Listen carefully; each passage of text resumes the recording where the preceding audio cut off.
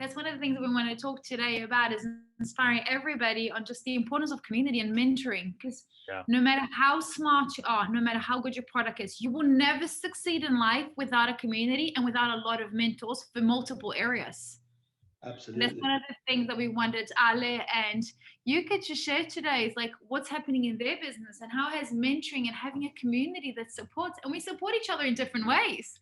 Sometimes when it comes to finance, sometimes like mentally as leaders and human resources and content for the web. Ali and I, we were writing content for the website over the weekends. Like, who does that? Only entrepreneurs get together at 6 p.m. on a Friday night to write up content. And we loved it. But it's one supporting the other and brainstorming. And that's what we're here today. So thanks for joining us, everybody. I can see that we are live on Facebook again. I can see lots of familiar faces, happy faces that I absolutely love. So Chris, over to you. What are we doing today? What are our goals over the next 30 minutes? What are we trying to achieve by connecting everybody? Well, I think you mentioned it. It's spot on. More importantly, these days, it's all about how do we help each other, in these trying times. And so, and secondly, everyone has their unique superpower. So how do we leverage upon each other's superpower to help us through this? There's a lot of entrepreneurs that try to do it alone, and that's great if they're able to succeed. But why not leverage upon the community if they're willing to be there to help, and they all have their individual superpowers? What I love about Yuka has a beautiful, not just a beautiful aura about her, but she has this tenacity that and an understanding of the e-commerce market in her space. She's a matter expert, and so I learned stuff through her as well. Mr. Gnocchi has the best gnocchi in the world, not just Australia, but he brings this experience. Universe. I always say best gnocchi in the universe. It's not the world. The world is huge. So, and I went to get our bottles. I've got matching bottles here with me while we talk about Yuka and Ale. So I think, it's great to share some stories on what's happening with people in the trenches, right? And also at the end, and we want to have enough time for everyone to ask questions and to see how we can all support each other. This forum is really for you guys. We're all matter experts in our own right, but so we're here to help and support the community. And I think another very important thing for us to talk about today is why we created AE Valley. So there's Academy of Entrepreneurs, which gives every student the skills and network to succeed.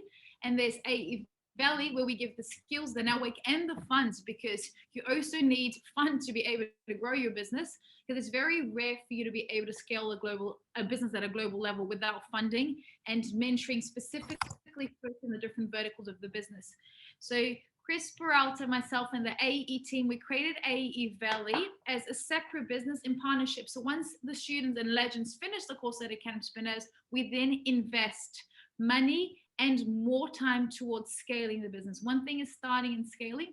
And we know that, unfortunately, this is sad statistics, but 96% of businesses fail. And 96% fail after they succeeded when they're trying to scale. So in these numbers, it's just because of lack of mentoring and support in the community. I truly believe that every business has the potential of changing the world. I've always said that the water bottle industry will forever be one of the biggest industries. And now here we are, invested in Aurabottle, different kind of water bottle. But it's just so crazy, like the candle industry. I'll never forget when I read an article about the plastic buttons. It's something worth like, I don't think it was something like, I can't remember the number, it was something like $10 billion a year just in the United States, making buttons. And they're probably not even made in the States, they're probably made in China.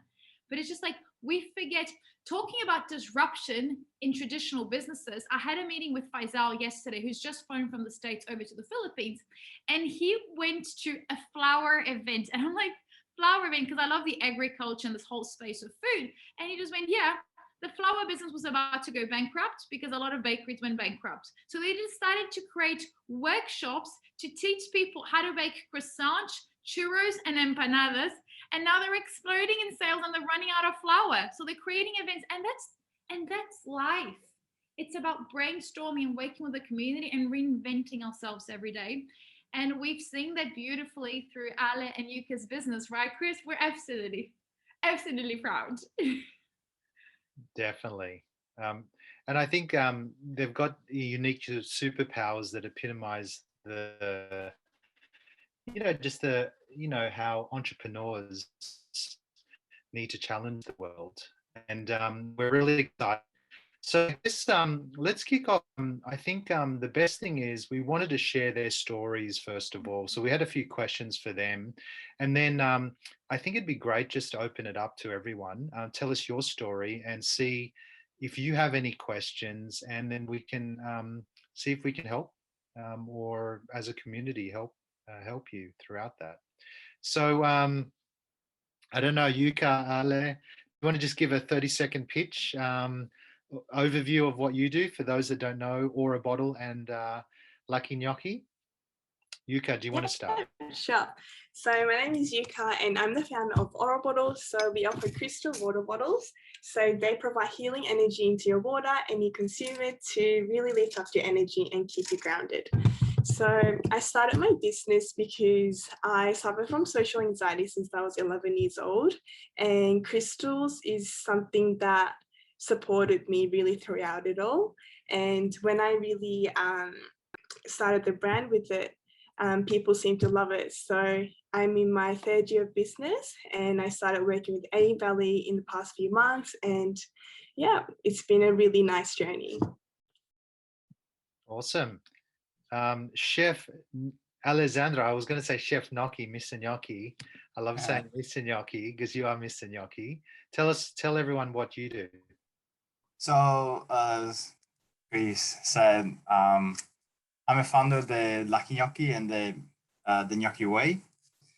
What I do, I love gnocchi. So since I remember, I was helping my grandma to make gnocchi, and when I came here in Australia and I was making gnocchi for other people, I realized that, I don't know, that my gnocchi, they were one of the best ones. I have to say, like.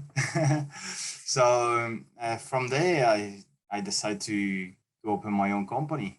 And since there, it's been a really good journey. Awesome. And I've been in Silicon Valley for the last decade. I just moved back here to Australia, and I didn't realize that I would find actually amazing startups here in Australia and the entrepreneurs, the caliber of entrepreneurs that we find today. So we're really blessed to be in this environment. And as I peel back the layers, I'm starting to discover there is money. There are experts, a lot of experts. There's corporates, there's government support. There's an ecosystem here. It's amazing. And when you look at Afterpay and the success there, and there's previous companies like Atlassian. Atlassian's been around for a while. Canva, these are all homegrown here in Australia. And so you're starting to see a lot of opportunity here. Now, there's 13,800 funded startups in Silicon Valley. And I saw an interesting Forbes article the other day. 95% new businesses are created in the US in the last year. It's ridiculous. So there's more and more entrepreneurs. And so I think you're going to start to see, entrepreneurship really, really kick off. But, saying that, Paula mentioned that there are not pitfalls, but there are a lot of challenges. It's not always this glory $39 billion acquisition, that you can claim. It's really, really tough. And so I guess a question for you, Yuka and Ale, what would you say to yourself when you first started your business? Now looking back, what would you say to yourself back then, or what advice would you give yourself starting the business now that you have that hindsight? Yeah, so I started my business when I was in uni, and I did a few dropshipping stores, and I was purely really doing it for money. And then when I found my second dropshipping store, I realized I needed to do something that I'm actually passionate about.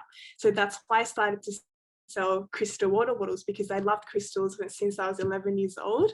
And I think it's also the energy as well from creating something you love. It really transfers to your customers and the audiences. So I would say do something you're actually passionate about, and also get advice and help from people who are ahead of you because they've already walked their way and they can guide you. Yuka, follow-up quick question. Is passion enough? Sorry? Is passion enough? I wouldn't say it's enough. It's also passion and also knowledge. So you do need, the community and the mentors and, education to be able to, get to where you want to be. And while we're here with you, Yuka, what was your biggest, say, challenge that you faced along the way? I feel like it's the fact that I try to do everything myself, and I knew how to source my product and I knew how to do branding and social media ads, but then my operations and finances and the fact that I didn't really have connections, it really made a stagnant phase in my business. So that's when I met the A Valley team, Paula and Chris, and they really helped me get out of that. And after being stuck for maybe about a few months, I've doubled my business in the past month since I started working with them. And yeah, you guys have really helped me. Well, I think it's mainly Paula. You don't need me. She's the... I think it's a combination of many things. I was going to say right when we started this, number one for you to set up, why do I think 90, like, not why I think, these are stats. Why do 96% of businesses fail? First, they don't start from the heart. Because if you're not willing to die for your business, if you don't truly believe in your business, any challenge you have along the way, you're going to get distracted or you're going to give up. That's number one. Then second is you have to your entrepreneurial skills. You could have the best product in the world. Do you know how to do digital marketing? Do you know how to communicate across countries and cultures and stock and dealing with customs? Once it arrives, do you have customer skills? I've seen some people that are amazingly talented, but they've got no communication skills or techniques to talk to the customers after you find a problem in a way that you can solve. And then the next step is exactly what Yuka was saying, is the mentoring. No matter how good you are, I've never heard of anyone in the world succeeding by themselves. The greatest, let's look at the biggest billionaires at the moment. Look how many staff work for them. And they're continuously upskilling the team also with new skills so that everybody grows. If you're not learning every day, if you're not developing new networks, like even us today, all of us today that are connected through Facebook, through Instagram, or even here on Zoom, connect with each other, put each other's Instagram and we'll follow each other, exchange ideas. And I've seen that beautifully being done by your community, Yuka. You've got not only the entrepreneurs community, but you also have this community of girl bosses that trade products that make girls happy and look after the health. So you've got this beautiful bubble within your entrepreneurial community of girls that are really good at digital marketing and building the Instagram and have products that clearly understand what girls within this target audience, because obviously the different targeted audiences. And that's why you're succeeding so much every day. But also it's something that I spoke to Chris about, because I gave him a call this afternoon and we were talking about the results that you and Ale are getting is because you guys are doing your homework. Every time we challenge you guys, I'll talk to you guys about, the other day I talked to you about let's go TikTok. You went on TikTok and in 7 days you had one post with 700,000 views. So it wasn't that you just heard it. And you didn't create one TikTok video. You created, how many TikTok videos have you posted in the last week? I created maybe 20 and then a few of them went viral. So I was really lucky. It's not lucky. The harder you work, the luckier you get. Definitely. It didn't fall off the sky. But I think Ale. Yeah, I think that just two things there I think was important is that one, you delved into becoming a matter expert, right? Not just on the mindfulness, not just on the crystals, but a whole array of the story of why you exist, right? And you're a matter expert there. Secondly, you execute, right? We talk about it, next day, boom, it's done. It's amazing. It's good because you guys keep me accountable, because I meet with you guys every Friday and I want to bring back something as well, because you are, teaching me, I do want to also bring back my energy into that and bring results. Yeah, because I think the toughest thing is, and typically when you have a big team, you fall in the trap of there's so many shiny objects. You want to do a lot of different things, and there's no focus, and things just don't get done. You're always talking, whiteboarding, and brainstorming, and things like that. At the end of the day, what's important is to actually execute. Get customer feedback as much as possible, and see if all the assumptions. Because a lot of the times we have all these assumptions and thinking, yes, the consumers want it, but do they? And will they pay for it? So I think it's great what you do, and the execution is key. Now, Ale, your journey. Every day, right, Chris? We improve every day. Never start tomorrow. Start today, because no matter what you're doing, there's always room for improvement. So you're going to do a TikTok. What Yuka did, she just created many TikToks just to test which one's working, and then ones that worked best, she continuously did that. But if she had waited to study the TikTok strategy for the next 6 weeks, she would have never reached 700,000 views on one single video. How many views did that video have? Has it increased above the 700? Because that was last Friday. It was at 1.1 million when I last checked yesterday. Wow. So yeah, the algorithm is crazy. That's like the size of a few countries, Yuka. But I think you know what though, Paula, there's also your support as well, because you're the TikTok queen in my eyes anyway. I have no idea how to TikTok. The strategy bit, but she's the one that's succeeding, but it's the action, and her target audience is unique. Well, what I'm saying is that it's both of you, right? So definitely Yuka, you instigated it and everything, but I think there's also great that I see that you're, it's both of you helping each other. And this is what I'm saying, the team can help. Because, what I always say for a mentor, their hindsight could be your foresight, So, they've most surely done this before or have had success. And so they can actually expedite things for you that you'll discover yourself eventually, but in a much faster way. Yeah. So we can talk for hours and hours with Yuka and Ale.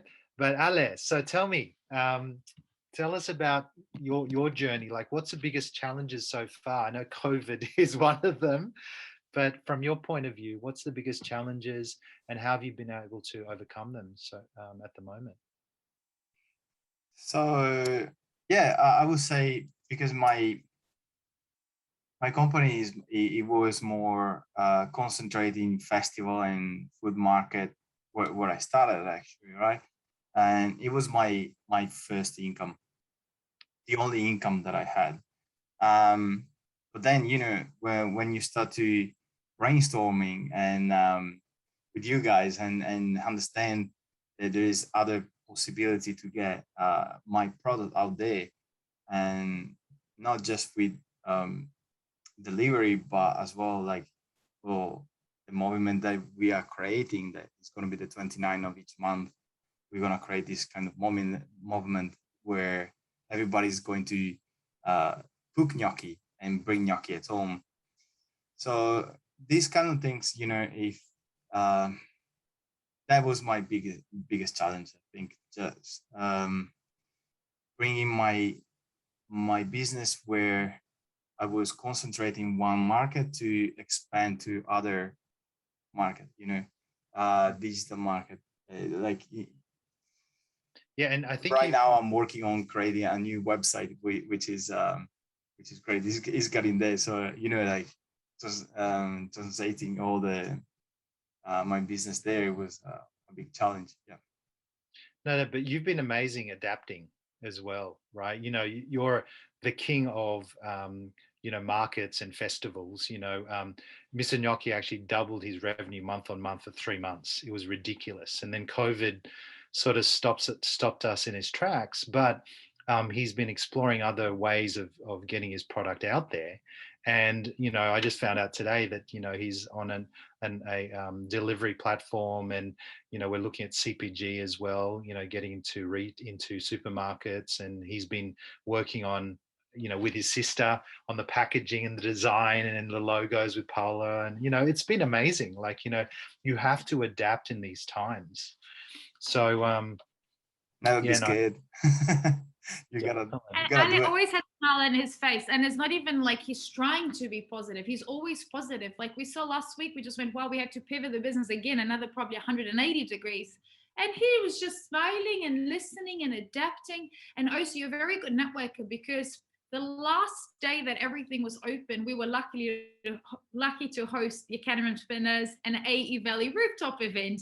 And we met this founder of a business that does online delivery for amazing foods, but in alignment with restaurants, but without restaurants, or working directly with chefs. And then Ale had this light bulb moment, contacted the owner, and then by the time we're in the meeting, just went, no, it's okay, markets are closed, but I've got someone to come and pick up my gnocchi and they're going to deliver. And then last week we started talking about, I don't have it here, but we're developing packages so you can have gnocchi in a little pocket that you put in your handbag, and you can go to work, you put it in the microwave, and you've got gnocchi in your pockets now. Yeah. So we'll have the markets, we'll have the franchises, we'll have it inside restaurants. We now have the delivery happening over COVID. We've launched the campaign where we want 1 million people around the world having Lucky Gnocchi, because the 29th is the day of gnocchi around the world. So we're going to have it every month and bring all of the goodness in it. And now we have gnocchi in your pocket. Like, it's just insane that. And we're always smiling, nothing stresses us, and we're progressing. And look at, like, the three of us, we're always, or four. It just makes us happier. The bigger the challenge, the more excited we get. It's insane. We hide our stresses. You gotta take it as a game. Yes, you know, it is a video game. I always say that. Otherwise, it's gonna get like too serious. It's gonna get boring. You know, like you gotta. And be it's happy. a video game with multiple lives. You collect the coins, and you learn how to like swim, and then you're running, and then you're flying, and then you're on top of a unicorn, and then suddenly the crocodile's coming up to you, and it is a game. Yeah. But you know, also, I think one thing that some people don't see, which is under the hood, right, is that there is a lot of hard work, and there's also a framework. So what we've done is we work with the team every week, but we put together a bit of a framework. And what I always say is that it's always good to have a startup playbook.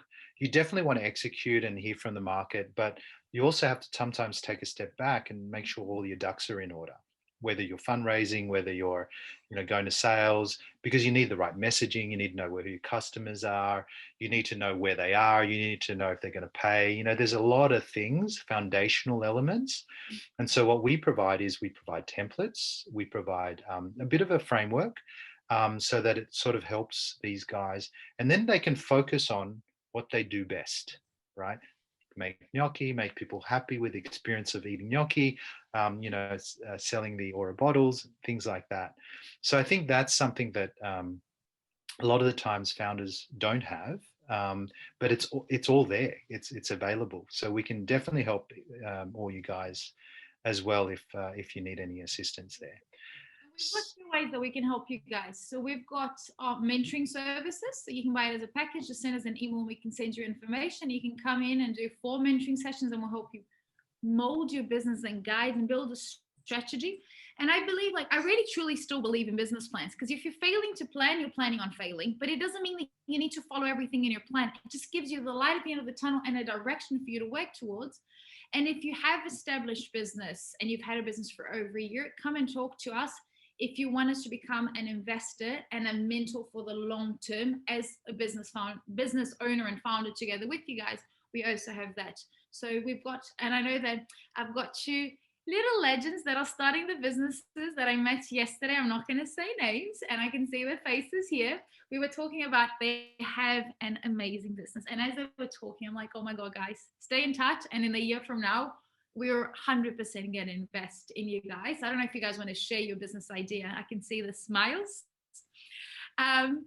But yes, we've got, all of us have the possibility and the knowledge to change the world, make the world a better place, but we need to collaborate, communicate, and mentor and mold, but work towards a goal every day. Because I said another thing that I see a lot of people doing, not just entrepreneurs, humans in general. There's so much distraction. If you don't focus, if you don't have a goal to work towards, you won't.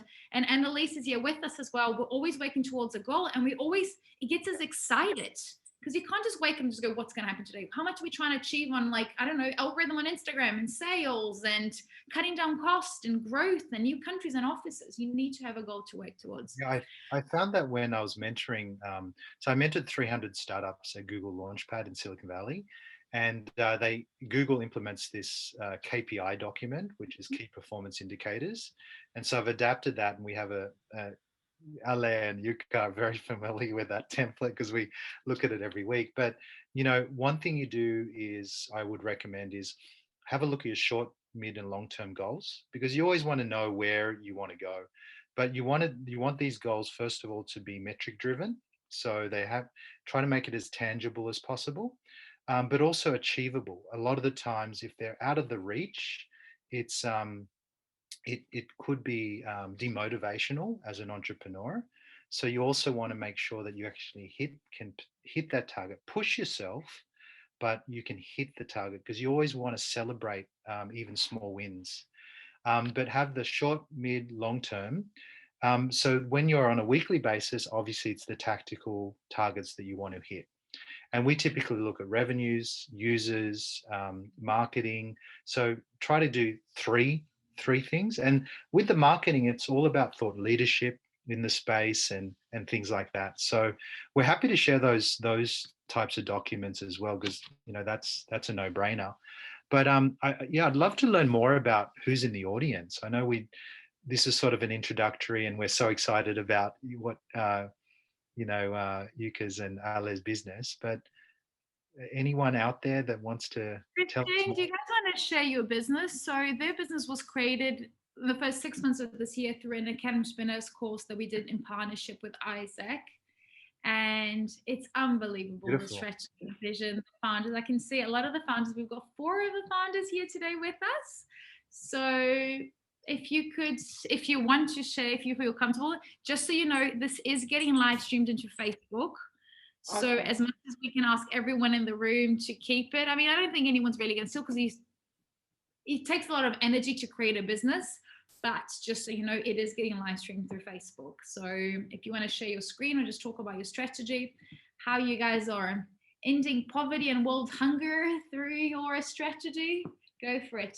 Yeah, so after yesterday's meeting with Paula, we kind of had like another meeting after the Zoom for about like 2 hours, and we discussed like where we wanted to go from here. And we thought, like, Paula recommended we do some more like market research, and we've just recently sent out a survey, a Google form survey, and we've gotten about 100 responses so far. Yeah. We've been like, I told you guys it was doable. I gave them the target of interviewing 1,000. They looked at me and they said impossible, and they said, oh, we can each do 200. I'm like, you guys got 6 founders. That means we've got 1,200. And look, in one day you've got 100. And what is the data saying out of the market research? Do you want me? Can I share my screen and show you? I've got it up now. Yes, you should have full rights into sharing. I think you can go ahead now. Yeah, okay. I think you got. Just share it now. So we asked like questions like, where do you shop, what age group? So most of them lie in the 16 to 24 range, and these were like the most popular supermarkets. And then we got the reasoning why they were shopping. Mostly was like convenience, and it was cheap. That's why they were going to these particular supermarkets. And then most of them were like students as well. And this was interesting, like how much they thought they wasted each week. And like most of them were in the 1 to 2 meals a week. So like 39% were actually wasting food. And then we had about 8% wasting more than between 3 to 4 meals. Yeah, it was pretty big numbers. Students on student budgets. Oh my God. Yeah, and we had how much they spent. So it ranges from 0 to like 400. Yeah, some of them had a huge budget for food. Yeah, it was pretty interesting to see their answers, and it really helped us understand where we have to go from here.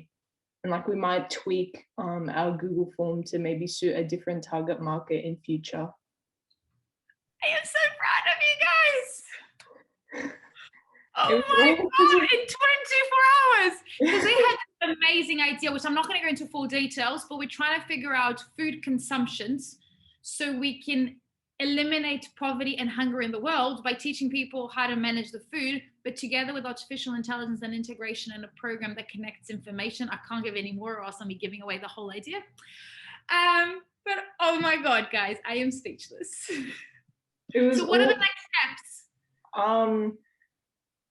We want to work, most of our members want to work on it like on a part-time, full-time basis and see where it takes us. We're just trying to improve our skills. First of all, coding we need to work on, and obviously using our voucher to get some, further mentoring in how we can like organize our finances and improve our business skills. Amazing. Maybe you can use your voucher to speak to Chris as well. He's an expert in the whole supermarket and products and dealing. Chris, they've even spoken to Woolworths about it. Oh, wow. Yeah. One of our members isn't here at the moment, but he kind of he introduced us to this idea, and we kind of all went from there and like put in our ideas as well. And yeah, we ended up winning both the local round and the national competition about 2 months ago. Yeah. Fantastic. Yeah. Well, down the line, I'm a good business partner of mine that I ran programs with in Silicon Valley. He's actually a lecturer or a professor at Berkeley as well, part-time, and he mentors and things like that. We were sort of partners in crime, one of the first mentors at Google Launchpad. So he actually started a food incubator / nonprofit. So all about sustainability, and he's someone you definitely have to talk to. His name's Tommaso Di Bartolo. So I'll send you the details. Paula, you have to meet him as well. But I think at a global level, this sounds exciting. Like, it's a big problem, and I think it's definitely it's interesting. I'd love to hear more. Super. Offline. And what we can do, guys, also, I can put you guys in touch with David Ward, who builds all of the strategies for account spinners, and Lewis, and we can teach you guys how to trademark and protect so that you can start protecting your information, so you can start pitching and no one can steal it. Because once you trademark, sometimes it can take up to 6 months to be approved, but that means that in the journey, no one else can steal your idea as well. So when you trademark initially, I think you put a TM next to your logo, and then once it gets approved, you put a little R. So that just helps you protect. The reality is that anyone can steal any idea. Like I could call a factory in Australia and start producing. But do I have the energy, the time, and the marketing skills and this magical energy that Yuka has? No. So everyone has an amazing idea that can super succeed. But it takes a real leader and founder that truly cares about the product. And I love Yuka's product, but I love helping her with my expertise. But I would never copy her business. I'd rather collaborate with her. And that's one thing that I've seen a lot of people, not so much in Australia, but people get scared of talking about the business. Like, oh, someone's going to steal. And I'm like, it's even worse if you don't tell anyone and you can't be mentored and you can't even validate if your business is going to succeed. I think so I've filed maybe 10 plus patents because I have a life science company as well. And one thing is in Silicon Valley, everyone talks about what they're doing, because it fuels ideas and there's a lot of information out there, and you may think it's something totally revolutionary new, but it's already been there, done that, because there's so many entrepreneurs out there. Like I said, 13,800 funded startups in Silicon Valley, and this is 2016 data, right? Now, one thing is just think about your trade secret, right? The key thing that really makes you unique and different. Just don't disclose that. You know what I mean? Like, so with our patents, we actually give an outline of the patents that we've around our products, because we want to talk about, even if we're displacing an industry or being innovative in an industry, we still want to learn from the industry as well, right? So as long as you don't disclose your core differentiation, your trade secret, then you should be fine. I have a question for so much people can steal from. Like, Chris, one of your businesses, you do like gels and hand sanitizers, and I can hear I'll be like, huge markets, now this COVID, how the hell am I going to steal that? And by the time I start copying your idea, you're 150 years ahead of me. It's like a cat and spinners. You could start a school for entrepreneurs, But by the time you start catching up with all of our products, build our community and get the right mentors, like, good luck, do it. But like, do it with your own uniqueness. And I think that's the beauty. Entrepreneurs should be true to themselves and authentic leaders and focus on developing better products around their customer needs, but not, I always say, before you start a business, over research and become absolutely obsessed with the competition to understand what are the mistakes they're making so your business can be stronger. Once you launch your business, don't look at the competitors. I don't look at the competitors ever again. What I look at is the disruptors. What's Apple, Google, Amazon, eBay doing? How can I do it? If I was to think like the CEOs and I had the budget, how would I disrupt the industry of education and entrepreneurship around their mindset? And that ties in with what Ale was talking about. He was able to navigate very well the last few months because we've combined multiple business models and revenue models. And I always say, and this, everyone calls me crazy, but have 3 business models and 3 revenue models and intertwine them. And that's when you're going to disrupt the industry, but you're also ready for anything. And some people say that it's absolutely mental, that I do too much and we don't focus. But look at Ale. The fact that we were ready for multiple revenue models and business models is what's keeping us surviving. And then once COVID is over, you've got 3 businesses. You're earning 3 times more money. So I think that's something very important. Well, I think who's asking us a question? Yeah, just quickly on that. Sorry, Harman. One quick thing. But remember, guys, it depends. At the end of the day, it depends on your business, right? Because it may work for us or Aleph, 3 business models, but it might not work for yours. So you're the matter expert here as well. At the end of the day, you adopt what you think is best for your business.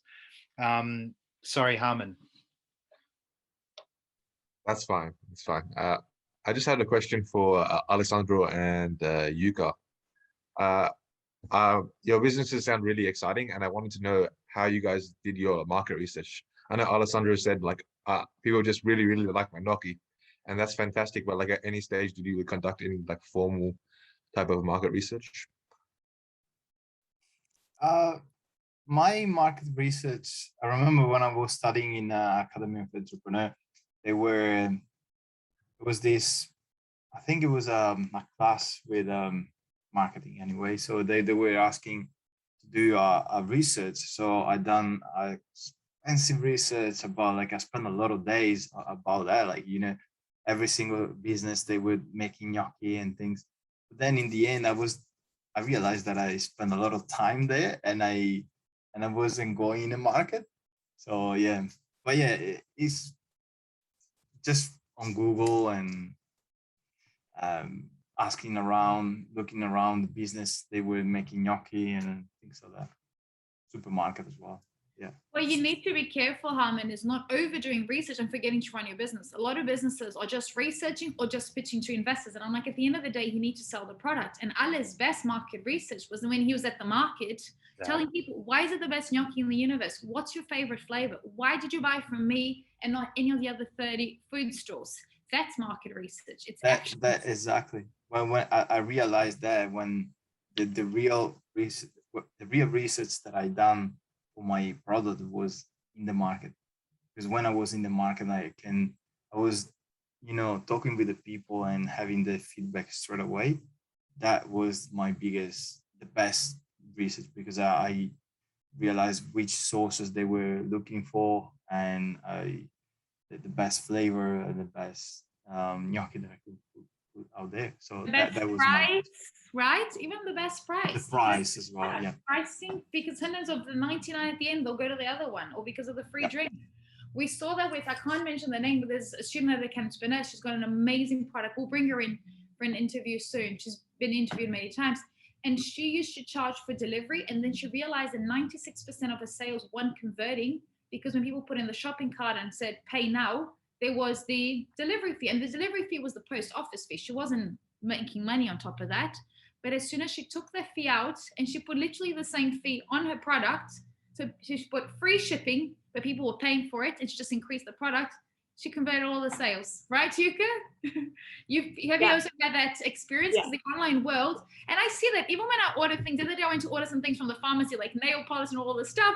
And then it was just like, for a few more dollars, you get free delivery. And then you end up buying all of the stuff, and then it arrives. It's just like, it would have been cheaper to just pay for the delivery. But we just have this notion And you need to understand the psychology behind the colors of the button, the buy now, the free delivery. How has been your experience around market research, Yuka?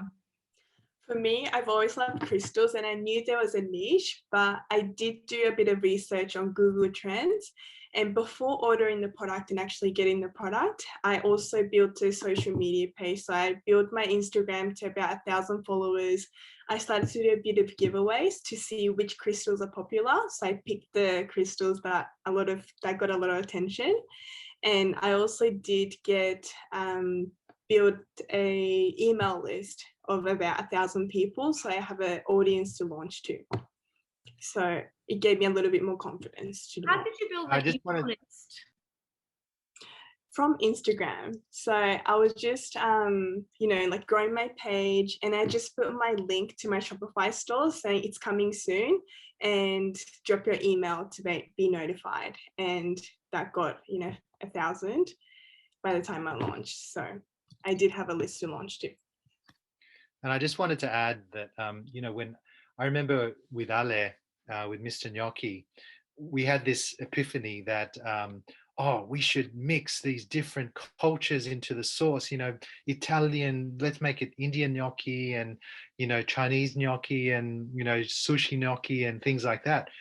And I thought it was amazing. And we even designed these artwork for it as well, right? With a sushi with gnocchi. Remember that, Ale? But you know what we did? Yeah. What did we do, Mr. Gnocchi? We went to Glebe. We're at Glebe, and we're at the Cheese Festival. Cheese Festival as well. Cheese Festival. We were going to ask people, like, what do you think about this? Yes. What do you think about so this? many people. And then we discovered, oh my God, they just want traditional Italian, the best gnocchi, right? These gorgonzola. I said it right that time. Yeah. Oh my God, you've done it! After 1,000 times, you've done it! And, Napolitana, the traditional sauces. And so that assumption that we could really innovate and change the world with these flavors of gnocchi around the world, we're like, oh no, we should just keep to the basics, establish, because no one's really, apart from in our world, has claimed, they own the gnocchi space. We believe our Mr. Gnocchi can do that. So that's a nice way of finishing today, Chris, because it's about you becoming the best in one thing. So when Yuka started, she had one bottle with just one shape of crystal, and then she started having it in different colors, and then she started having the different crystals like this, and then she started changing the tops, and then she's got them in silver, in rose gold. So, but initially you need to become an expert and sell out in one thing, and Ale was selling out on the gnocchi. And then you start bringing some others and you test it, and you often see that your initial product will be your bestseller. But I think it's very important to focus, right? And through research, you can see what is the best product, the best price. Focus, and become the best in the universe, like you can, Ale. Matter expert.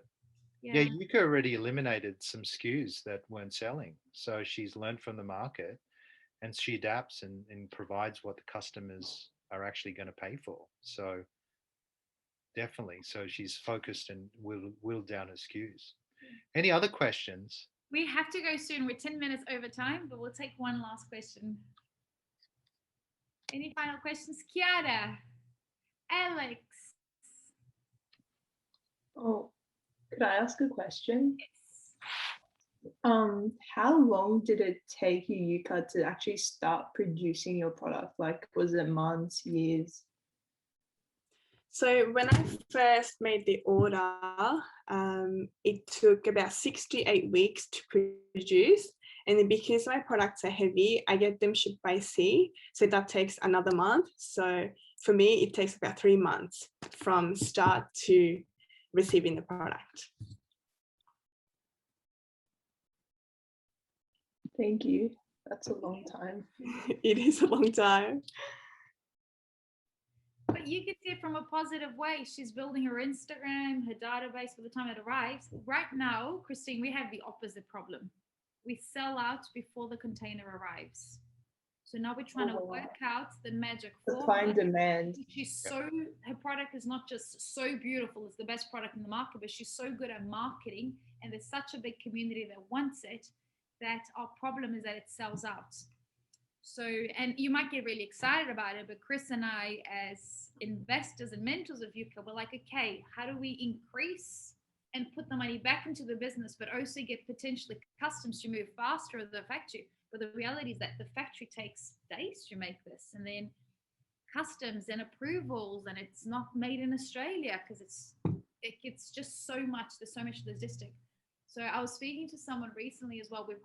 Who've got products, and what they do is they put a small deposit. It comes from the other side of the world, and it comes from Latin America, his product.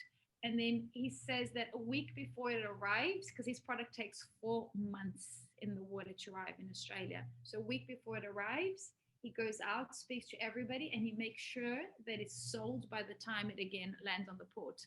And again, it's exciting, but it's really stressful because for 4 months, you've got everybody asking for your product and you can't sell it. What's happened with Yuka? We've had lots of people coming in to buy, and we're like, okay, let's slow down on the paid ads or push another product or start. She created digital journals. So we've got something because consumers want to buy something, but we sometimes don't have product, which is really exciting for an entrepreneur, but it's also super annoying because you want to make people's lives better, because this is the perfect gift. And it just, the benefits in the water, when you drink water from a crystal, you feel better. It reduces your anxiety. It looks pretty on Instagram. There's so many things. And we can't service our beautiful customers that are dying to receive the bottle. So cool, guys. So I think this was a huge success. We should do more of these interviews. So maybe in a couple of weeks, we've got an event around building the dream culture for your startup. And then maybe 2 weeks after that, we'll do another one of interview with our amazing legends that are winning every day, and they can share their progress, and you guys can come in and ask more questions.